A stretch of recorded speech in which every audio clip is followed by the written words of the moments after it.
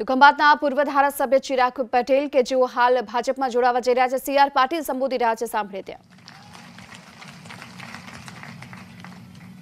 હું ચિરાગભાઈને અભિનંદન આપું છું કે ઘર વાપસીનો આ કાર્યક્રમ મોદી સાહેબના આ રામ મંદિરના નિર્માણની સાથે તમે જોડ્યો. ચિરાગભાઈ, તમને અને ખંભાતના સૌને ખૂબ ખૂબ અભિનંદન આપું છું. તમને કેવો પ્રતિનિધિ મળ્યો છે કે એણે વાત કરી તો ફક્ત વિકાસ માટેની માંગણી કરી કે પાણીનું કંઈ કરજો, કોઈ શરત નહીં.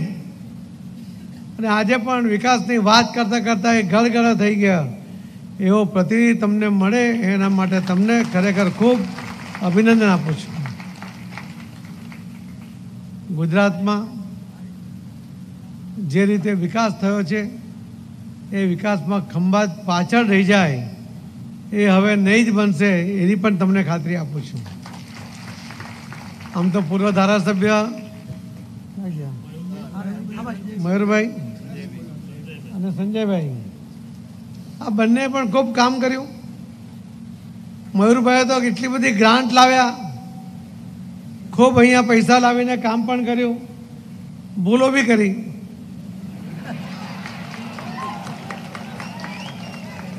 થાય હવે તો થાય. પણ જ્યારે ચિરાગભાઈને લાવવાની વાત આવી ત્યારે સૌથી પહેલાં મને આવીને કહ્યું કે તમે ચિરાગભાઈને લાવો, એને લડાવો, હું તૈયાર છું, હું પૂરી મદદ કરીશ. સંજયભાઈ તો બિલકુલ તૈયાર જ છે, આપ સૌ બી તૈયાર છો. આ તો અમિતાભ બચ્ચન ને પેલે દાદી વાળા છે, મોસી તૈયાર, સબ તૈયાર. મિત્રો, આદરણીય પ્રધાનમંત્રી નરેન્દ્ર મોદી સાહેબે જે રીતે દેશને વિકાસના માર્ગે લઈ ગયા છે એના કારણે વિદેશીઓ પણ પ્રભાવિત છે. એટલા માટે પ્રભાવિત નથી કે આપણા અહીંયાનું ઇન્ફ્રાસ્ટ્રક્ચર એમના કરતાં સારું થઈ ગયું. આજે પણ આપણા કરતાં અનેક ગણું સારું ઇન્ફ્રાસ્ટ્રક્ચર ત્યાં હશે, પણ ભારતીય સંસ્કૃતિની સાથે ભારતીય સંસ્કારને જોડીને જે રીતે આગળ વધી રહ્યા છે મોદી સાહેબ, એના કારણે પ્રભાવિત છે.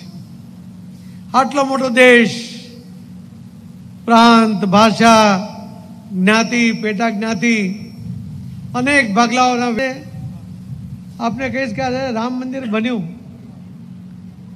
400 વર્ષથી એના માટે આંદોલન ચાલતું હતું. 396 વર્ષથી આનું આંદોલન ચાલતું હોય, અનેક લોકો એમાં શહીદ થઈ ગયા, અનેક લોકોએ ખૂબ માર ખાધો, ખૂબ વ્યથા એમને અનુભવી પડી.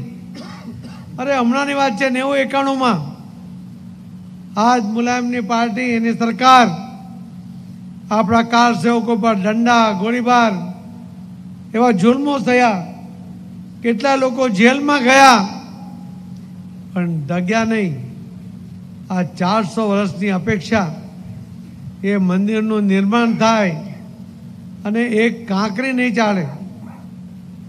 મોદી સાહેબે સૌને સાથે રાખ્યા. સુપ્રીમ કોર્ટનો ઓર્ડર થઈ ગયો એટલે બીજા દિવસથી બાંધકામ ચાલુ નહીં કર્યું. મોદી સાહેબે કીધું કે સૌને વિશ્વાસમાં લો, સૌનો સાથ, સૌનો વિશ્વાસ, સૌનો વિકાસ. આજે વાત એમનું જે સૂત્ર છે એ ખરા અર્થમાં અહીંયા સાર્થક થયું છે. જો મોદી સાહેબ એમને મંદિર બનાવવાનું ચાલુ કરી દે એટલે યજ્ઞમાં વિઘ્ન નાખવાવાળા તો બધા છે જ, આવી જ જાય. પણ જે રીતે વાતાવરણ નિર્માણ થયું આખા દેશમાં, ભલે કેટલાક લોકો રામ મંદિરમાં દર્શન કરવા નહીં ગયા પણ વિરુદ્ધમાં બોલી નહીં શક્યા, એમની બોલતી બંધ થઈ ગઈ. કે આખો દેશ ઈચ્છતો હતો રામ મંદિર, અને એ રામ મંદિરનું નિર્માણ થયું. અને રામ મંદિર કેવું, આપણે તો ભગવાનને રામ કહીએ, રામને ભગવાન કહીએ છીએ, પણ ભગવાન રામ તો રાજા પણ હતા. અયોધ્યાના રાજા રામ વર્ષો સુધી ટેન્ટમાં હતા. એ ટેન્ટમાંથી એમને શોભે એવું મંદિર, એનું નિર્માણ કરવું ખૂબ મુશ્કેલ કામ હતું. અને એ કામ સરળતાથી મોદી સાહેબે સમયબદ્ધ કાર્યક્રમમાં પૂરું કર્યું. કોંગ્રેસીઓને બોલતી બંધ કરી દીધી.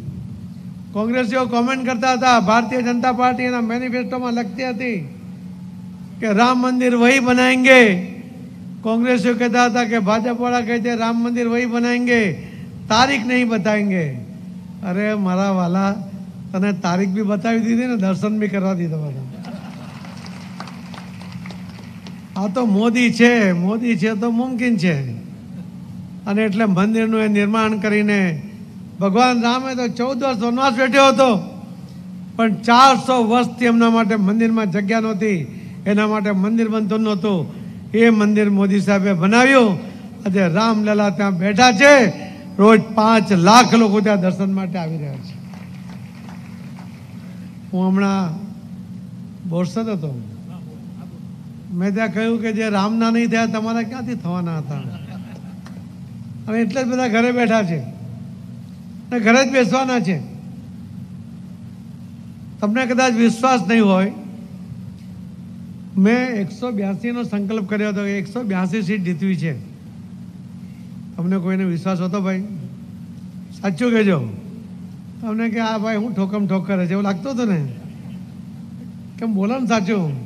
કઈ વાત, ગભરાતા નહીં। પણ મને તમારી તાકાતમાં વિશ્વાસ હતો કે 182 લાવવાની તાકાત એ તમારા બધાની છે। 156 આવી ત્યારે બધા અભિનંદન આપતા હતા। મેં નેશનલ એક્ઝિક્યુટિવમાં કહ્યું કે મારી આંખમાં આંસુ દેખાતા નથી પણ હૃદય રડે છે। 156 આવ્યા, થોડુંક રહી ગયું, 26 સીટ રહી ગઈ। અને 26 સીટ કેટલા મત માટે રહી ગઈ તમને ખબર છે? ગયા ઇલેક્શનમાં 40 લાખ મત આપવાળાને મળ્યા, 80 લાખ કોંગ્રેસને મળ્યા, ભાજપને મળ્યા 1,68 લાખ, ડબલ કરતા વધારે મત ભાજપને મળ્યા। આ બધી બહેનો તાળી પાડે છે, તમે લોકો કેમ નથી પાડતા? તમને ના? અરે આ લોકો બધા રામવાળા જ છે ને? હવે તો છે જ યાર, હવે તો પાડો। 1,68 લાખ મત મળ્યા, 68 લાખ મત, 88 લાખ મત વધારે મળ્યા, પણ 26 સીટ હારી ગયા ને। ખાલી 3,05,000 મત માટે હારી ગયા, ખાલી 3,05,000। આપણને અફસોસ થાય કે નહીં? તમે આ સીટ 3,000 માટે હારી ગયા હતા, બરાબર ને? તમે ગારિયાધાર 350 મતે હાર્યા, તમે બોટાદ 3,000 હાર્યા, તમે માણાવદર 3,000 હાર્યા, પોરબંદર 5,000 હાર્યા, આકલાવ 2700 હાર્યા, તમારો ચાણસમાં 1400 મતે હાર્યા, ખેડબ્રહ્મા 1600 મતે હાર્યા, દાતા 2000 મતે હાર્યા, તમે ગીર સોમનાથ 922 મતે હાર્યા, પેલો જિગ્નેશ માવાણી ફાંકા મારવાવાળા 4,000 બચી ગયા, 4,000 માટે તો એ બી ઘરે આવતે। તમારા આંકલાવાળા છે ને, પેલા નામ તો ખબર છે ને તમને? બહુ ફાંકા મારતા હતા, નેતા હું તો મુખ્યમંત્રી બની જઈશ, 2700 માટે રહી ગયો નહીં તો એ બી ઘરે આવી જતે। આ તો ભગવાન રામનો પ્રચાર અને તમારા બધાની તાકાત, મોદી સાહેબની લોકપ્રિયતા, અમિતભાઈ શાહ સાહેબનું માર્ગદર્શન, પછી તો આવી જ જોઈએ 182। તમે જોયું હમણાં કેટલો મોટો હાર લઈને આવેલા, હમણાં જોયો કે નહીં? આ લોકો તો જોયો હશે, આ બાજુ બેઠા હતા ને। પણ મેં તો સંકલ્પ કરેલો હતો કે 182 જીતો ને પછી જ હાર પહેરું। હવે તો બીજું ઇલેક્શન આવશે ને વિધાનસભાનું, ત્યારે હું તો પ્રમુખ નહીં હું, હવે તો એટલો ટાઈમ રાખતા જ નથી, પણ તમે જીતાડજો 182 ને મને ફોન કરજો, હું પહેર લઈશ યાર ત્યારે। પણ ભારતીય જનતા પાર્ટીના કાર્યકર્તાનો સંકલ્પ હોય છે। અનેક લોકોએ રામ મંદિર માટે મીઠાઈ નહીં ખાવા માટેની બાધા લીધી હતી, કેટલાય લોકોએ ચંપલ નહીં પહેરવા માટેની બાધા હતી। 30, 35 વર્ષ થયા પછી પણ કોઈ જગ્યાએ સ્થિતિમાં આપણને દેખાતું નહોતું કે મંદિર બનશે, પણ એમણે બાધા નહીં તોડી। આપણા ચુડાસમા સાહેબ, ભૂપેન્દ્રસિંહ ચુડાસમા સાહેબ, આ જ્યારે મંદિર નિર્માણનું નક્કી થયું ને તે દિવસે એમણે મીઠાઈ ખાધી, 30-35 વર્ષ એમણે મીઠાઈ નહીં ખાધી। આવા સંકલ્પબદ્ધ કાર્યકર્તા હોય ને તો 182 શું બધી જીતી જ જવાય, જીતવાની જ હોય। હવે તમારે પાછું ફરી લોકસભા આવે છે, ઉમેદવાર કોઈ પણ હોઈ શકે। આપણે પહેલો પ્રયોગ કરીએ છીએ ગુજરાતમાં કે એક પણ ઉમેદવારોનું નામ ડિક્લેર કર્યા વગર 26 લોકસભાના મધ્યસ્થ કાર્યાલયનો ઉદ્ઘાટન એ ગુજરાતમાં થયું, એ દેશમાં ક્યાંય નહીં થયું. ભાજપનો કાર્યકર્તા છે ભાઈ, એ તો કરે જ. આપણે 10મી તારીખે બીજો એક કાર્યક્રમ કરવા જઈ રહ્યા છે. મોદી સાહેબ વર્ચ્યુઅલ જોડાવાના છે બનાસકાંઠામાં. પ્રધાનમંત્રી આવાસમાં જેમને મકાન મળ્યા એને, બાકીનો જે લાભ મળ્યો છે એને, અને ભારતીય જનતા પાર્ટીના કાર્યકર્તાઓને દરેક ધારાસભ્યએ 5000 લોકોનો કાર્યક્રમ એ ફરજિયાત કરવાનો છે. હવે 182 લોકો છે, 156 જીત્યા છે. 4 જણાએ રાજીનામું આપ્યું એટલે આપણા થઈ ગયા ને, એટલે 160 થઈ ગયા છે. અને બાકીનામાં એ સાંસદો જશે, સંગઠન જશે. તો સંગઠન અને ધારાસભ્યો સાથે મળીને દરેક વિધાનસભામાં 182 વિધાનસભામાં 5000થી વધુ લોકો કરશે. આ 5000 ગુણ્યા 200 કરીએ એટલે 10 લાખ લોકોનો કાર્યક્રમ. મોદી સાહેબ દિલ્હીથી વર્ચ્યુઅલ જોડાય અને ગુજરાતમાં 10 લાખ લોકો એમને સાંભળવા માટે ભેગા થાય, એ વિશ્વ રેકોર્ડ થશે. ન કોઈ કરી શકશે અને ભવિષ્યમાં પણ થવાનો નથી. આવો રેકોર્ડ કરવા માટે ગુજરાત ભારતીય જનતા પાર્ટીનો કાર્યકર્તા ટેવાયો છે. અને આપણને ઘડ્યા છે મોદી સાહેબે. મોદી સાહેબ તો દિલ્હી ગયા તો દિલ્હીવાળાને ખબર નહીં કે આ કયા પ્રકારના મિજાજના સાહેબ છે.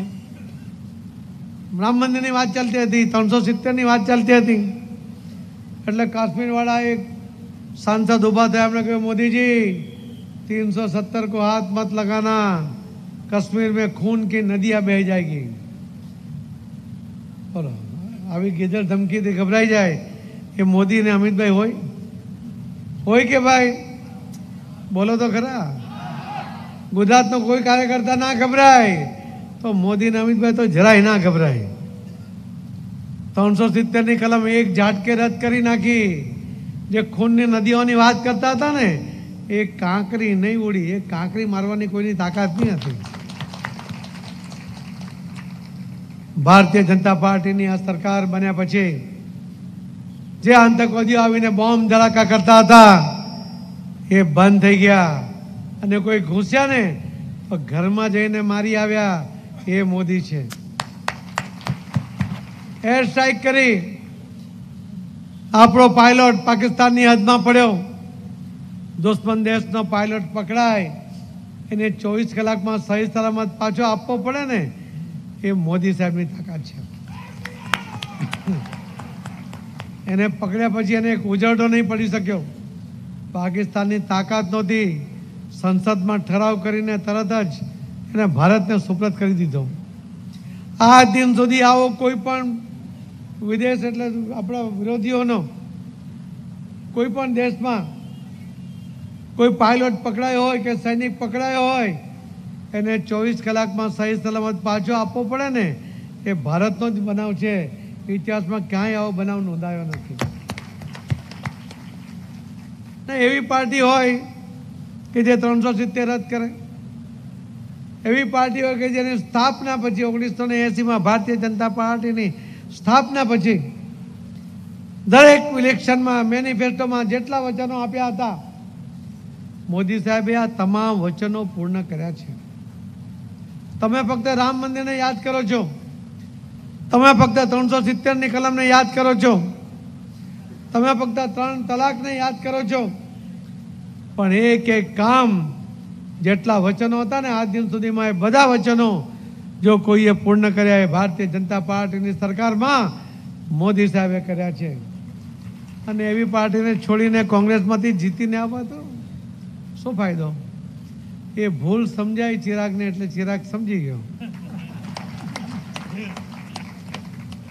કે ત્યાં ના રહેવાય અને એટલે બિનશરતી આવી ગયો. હું ચિરાગનું પણ સ્વાગત કરું છું, આપ સૌને પણ અભિનંદન આપું છું કે અહીં બેઠેલા આવ્યા આગેવાનો મળ્યા છે કે જે ખંભાતનું હિત ઈચ્છે છે અને ખંભાતના હિત માટે દોડે છે.